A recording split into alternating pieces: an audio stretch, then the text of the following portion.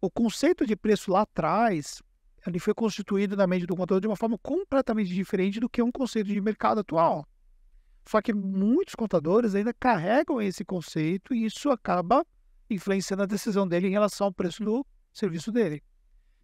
Sobre a ótica de merecimento, né, a gente pode pensar o quanto que o mercado reconhece o valor daquele contador ou daquela empresa contábil ou do serviço que aquela empresa está ofertando. E aí a gente começa a ter consegue equalizar um pouco melhor essa visão. Nós falamos no início aqui, né? Por exemplo, se você tem um serviço que ele é mais raro, né? Ou seja, uma pessoa que ela é menos acessível, por exemplo, então você consegue ter uma precificação maior.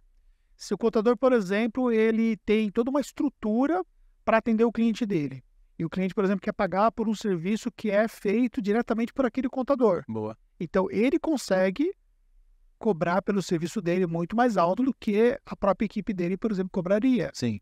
É o preço do acesso. Uhum. É a mesma coisa de um médico, que é um médico conhecido, ele construiu a carreira dele, ele gerou muita autoridade, ele está na mídia, ele participa de podcasts, ele é reconhecido no mercado. Só que a hora dele fica muito cara. Boa. Mas ele tem uma equipe, né, em volta dele que permite, por exemplo, que tenha acesso à metodologia dele, à supervisão dele, mas para ter diretamente acesso a ele, esse preço fica muito caro.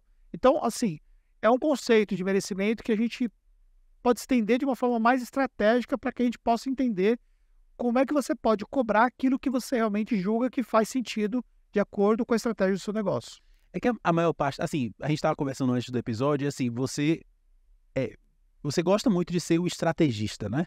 Da Tactus ali, aquela coisa assim, ok, tô vendo para onde a direção da empresa está indo e tal.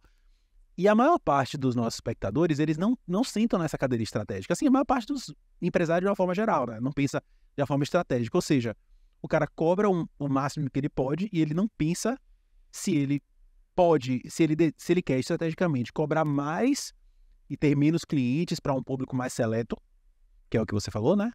Então, assim, vou atender de uma forma mais artesanal os clientes, aquela coisa toda. Ou se ele quer fazer uma estratégia muito interessante, que é pegar verticais, ter um ticket médio dentro do padrão e ter mais volume, de forma que ele possa padronizar o atendimento. Não é isso? Sim. Ó, vamos desmistificar um pouco essa questão da estratégia para poder facilitar o pessoal poder entender. Quando começou, por exemplo, a contabilidade online aqui no Brasil, por volta de 2014, o que aconteceu? Empresas começaram a praticar um preço muito baixo e, estrategicamente, elas praticaram esse preço porque elas queriam o quê? Tracionar a sua carteira de clientes de forma muito acelerada, tal como nunca foi visto antes, usando uma camada de tecnologia Sim. e fazendo um serviço 100% self-service, ou seja, onde o cliente teria que imputar todas as informações e o software rodaria aquilo ali para poder, então, permitir que ela pudesse praticar aquele preço. Uhum. Se a gente fosse olhar sobre a ótica daquela precificação e fosse pensar sobre a ótica de atender aquele tipo de cliente, a conta não fecharia. Sim. Por quê? Porque quando você tem uma camada de pessoas envolvidas no processo, esse custo operacional fica muito mais alto.